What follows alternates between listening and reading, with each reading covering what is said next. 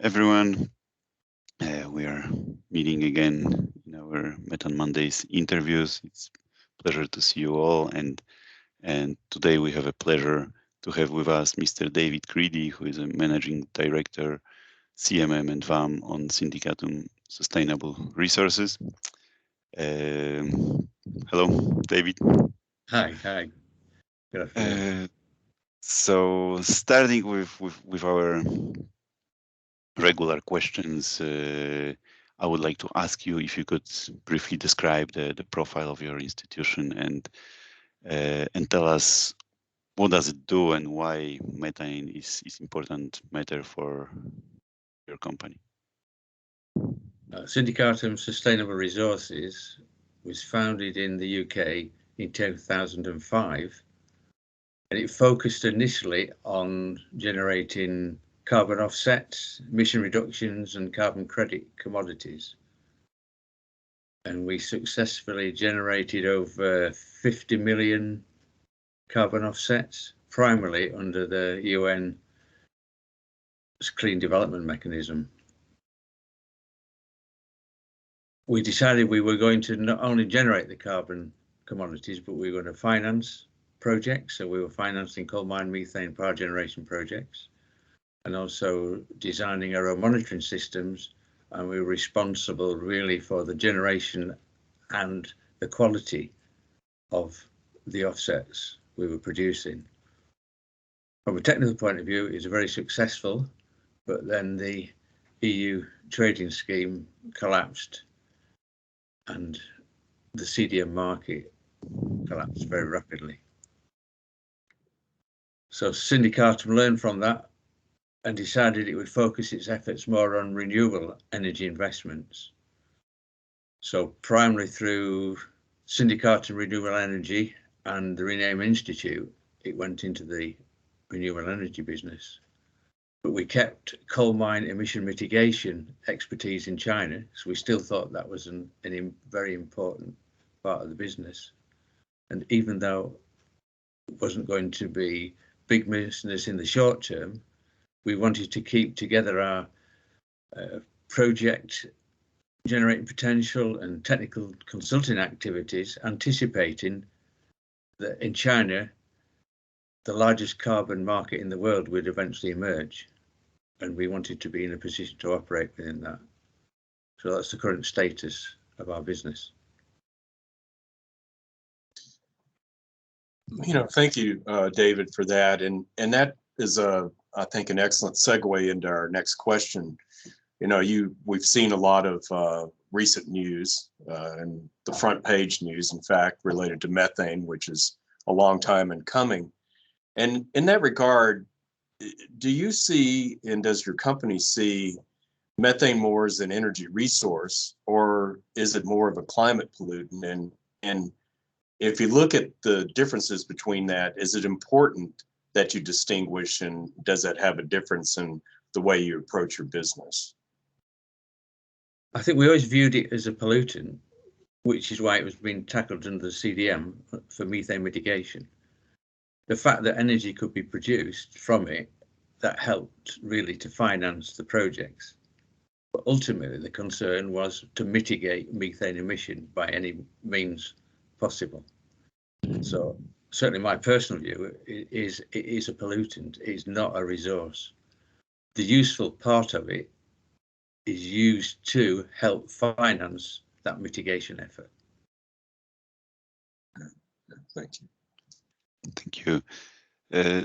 So this being said, which coal mine methane emission mitigation solutions do you find the most attractive, and why? What are those ways of mitigating those emissions from coal mines that you think should be pursued, and speaking from your experience, which are the most efficient? Well, there is only one effective treatment to prevent CMM emissions, and that is to leave the coal in the ground. So the only effective way to tackle the problem is to stop mining coal. But given that we can't do that immediately, then we have to be prepared to look at what mitigation we can do during the transition. And my preference is clearly maximising capture of gas and then using or destroying the gas.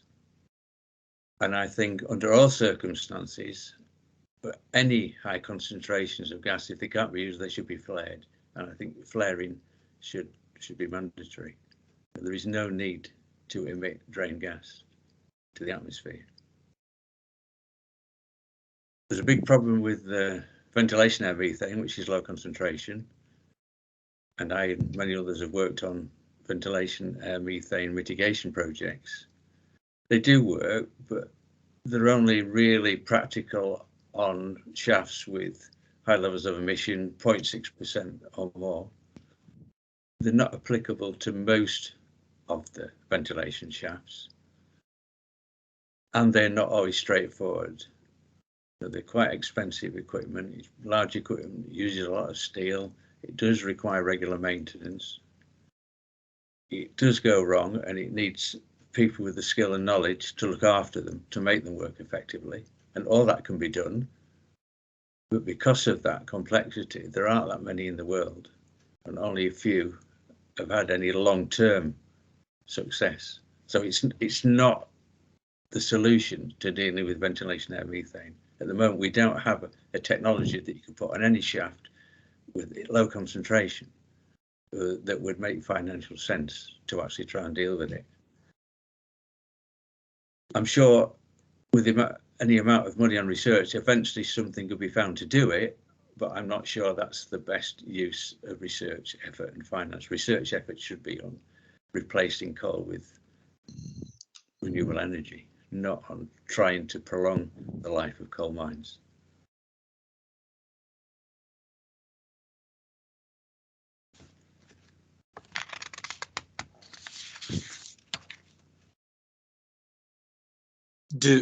When we talk about emissions reductions, and you mentioned in the beginning of introduction of the work you do in the company, you mentioned CDM and also China's nascent or still developing, I guess, in a way, the carbon market and being the largest in the world.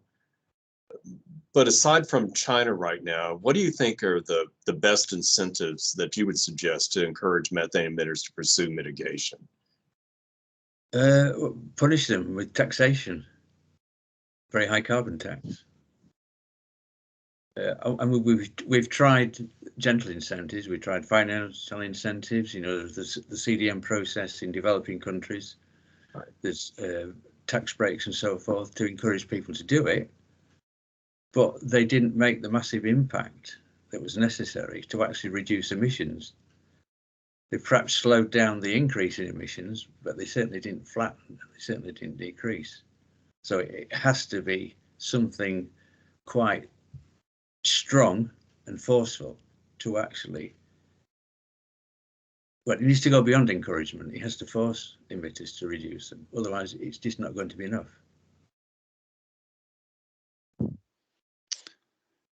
So okay, clearly, so yeah, I mean, flaring would be one. Flaring, to me, should be mandatory, because if you wait for the carbon market or voluntary projects, that doesn't actually force them to happen. But if it's a mandatory requirement, then you have to do it, and then you can choose to use gas to produce some revenue to offset some of those costs. So it would encourage you to perhaps utilize as well by mandating the fact that you had to destroy it in some way. So you mentioned a number of mandatory measures that you would like to see. Do you think that such measures could be introduced on the supranational level? Do you think that some sort of a convention or any sort of international regulations would be helpful in this case? And apart from being helpful, do you think that it would be actually possible for the countries to find a common ground and agree on some sort of broader convention which would impose those measures that you were mentioning on the emitters? I wish I could say I think it could happen, but given the difficulty in Glasgow of trying to get some words to actually just bring coal into the equation, that was so difficult to actually go further and get an international agreement on some form of mitigation. I think that could be a big push. It'd be worth trying, but yeah, I'm not sure where it'd be achievable. I think it'd have to be done at national level. I think it'd have to be individual countries. Mm. And if it was possible actually to reach this agreement on international level, so based on what you said before, you would like such regulation to be focused on basically punishing the emitters, or what sort of a purpose for this regulation would you see? A tax isn't necessarily wholly punitive. A tax directs your efforts into ways of trying to minimize the impact. And you can minimize the impact by capturing more gas, using it, generating electricity. So you can create a revenue that offsets any implications of that carbon tax. So it's not wholly punitive.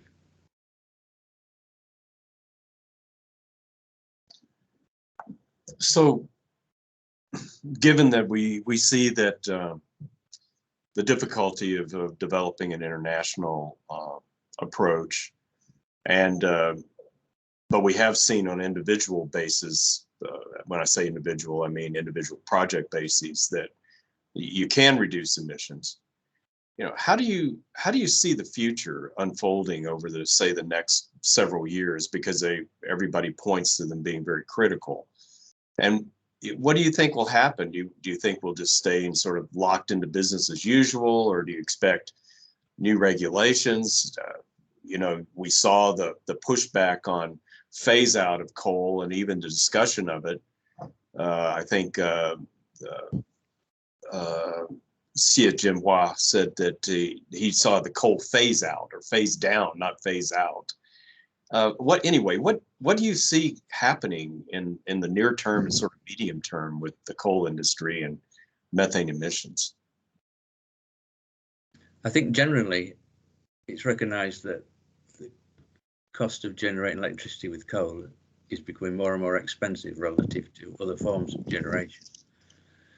So I think to some extent the market will start to determine what happens rather than governments, and it will become very clear that it's not a particular efficient way of obtaining energy.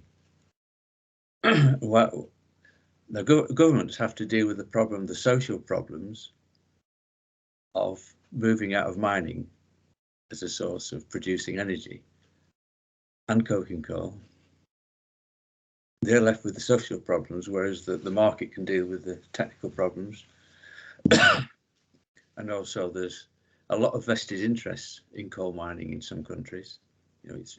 It's linked very closely to government.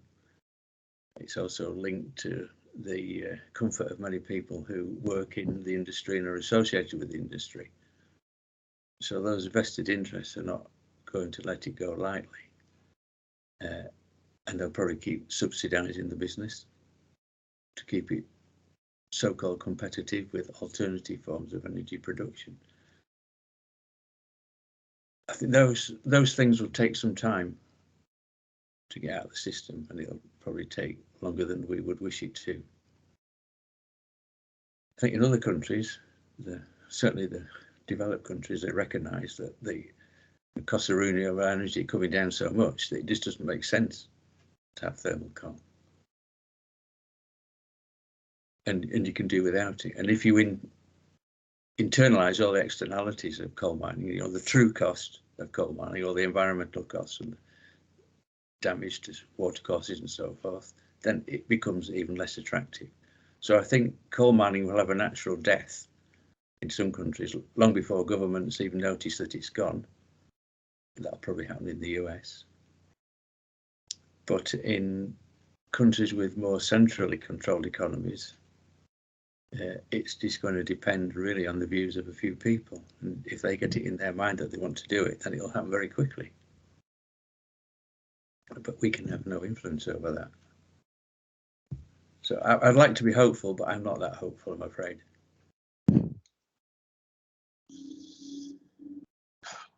Well, I think I can understand where it seems like there's a reason for a lack of hope. But at the same time, I think that it's important that we continue to work on the problem. And in that regard, one of the problems that I think we continually see, and I'd like to hear what you think about this aspect of it, is that because the multilaterals are so convinced and they're focused on reducing fossil fuels and closing mining in many countries, and supporting things that are not related to coal mining. One of the issues it seems like that we're facing is, it's not seems like, it's true, that we don't have a real financial facility for working on mitigating emissions from coal mining. And so it seems like to me one of the biggest issues is actually where that finance would come from. And I'm sure because of the business that you're involved in, you think about that a lot, and we'd be really interested in knowing what you see in terms of the financial aspects and moving forward the future and reducing more emissions. I mean, there is money available for methane mitigation from coal mines. I mean, certainly the voluntary market, the voluntary carbon market, is one particular source, and probably certain high quality emission reduction products might show some interest. There's a lot of buyers who won't touch it for good reason. I mean, in terms of our company, we don't have at the moment, we don't have a view on exploiting methane mitigation. At the moment, we see ourselves as advisors, on projects, on mitigation projects, and also on mine closure. And we believe the way to go is eventually through mine closure, but is maximize mitigation during the transition. But what we don't want to do is start providing finance to mines that allow them to mine for longer. That becomes counterproductive. And at the moment, I don't have a view on how you can actually do that, the best way to move towards that. And I think that's quite important, something we should be working on. I mean, within the parameters of the CDM, there's additionality concept was meant to prevent that, but it's a difficult concept, and right, you don't always come out with the right answer. So that needs to be tackled. Again, taxation deals with that. It forces you to do something in a positive way. So from what you are saying, I guess that because you would like to see some money flowing towards projects which are helping with mitigation, but in a way that it does not prolong use of coal. So having this in mind, I guess that you would support any projects which are related to AMM then. Would that be correct? As a company, we won't do AMM projects because they're generally too small to finance. They're quite difficult. They're generally small scale projects. But there are companies who are interested in that sort of small scale project, and certainly local companies can do that. So we would support that concept. How we'd actually channel the money, and that was something that had to be discussed. I mean, generally, AMM have been done locally, in country by in-country companies who, built up their expertise and exploited it. It's not something that needs big business because it only has a limited life. You can have lots and lots of projects, and they'll perhaps run for 5 years, some for 10 years, then they'll die out. Then you move all the kit and start some new ones. It doesn't lend itself, to a multi-billion-dollar funding. It's a different type project. It's not like CMM in my view. So it needs a different form of financing, local financing, microfinancing, something like